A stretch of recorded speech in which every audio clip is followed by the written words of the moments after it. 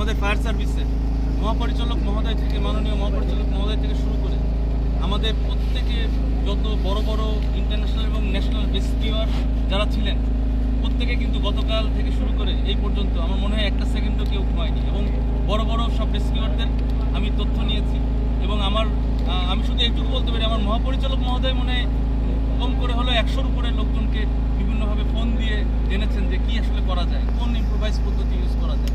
আমি মন্ত্রণালয়ের সবাইকে বিশেষভাবে ধন্যবাদ দিতে চাই, তারা আমাদের সাথে ছিলেন এবং তারা আমাদের এই অপারেশনটাকে বেগবান করেছে। এখন আসি আপনার প্রশ্নে।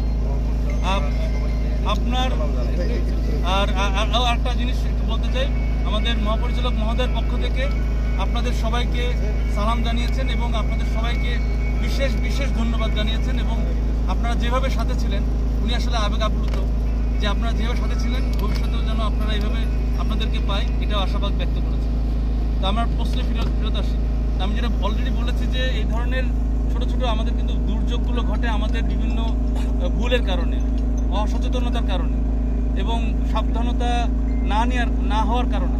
তো এই ধরনের বিষয়গুলি শুধুমাত্র কাউকে দোষারোপ করার মধ্যে দিয়ে আমি থাকতে চাই না। আমি বলতে চাই যে আমরা নিজেরাও যেন সাবধান হই, আমরা যারা গার্ডিয়ান আছি তারাও যেন সাবধান হই, আমরা যারা কমিউনিটি যারা একসাথে একটা গ্রামে বসবাস করি তারাও যেন সাবধান হই।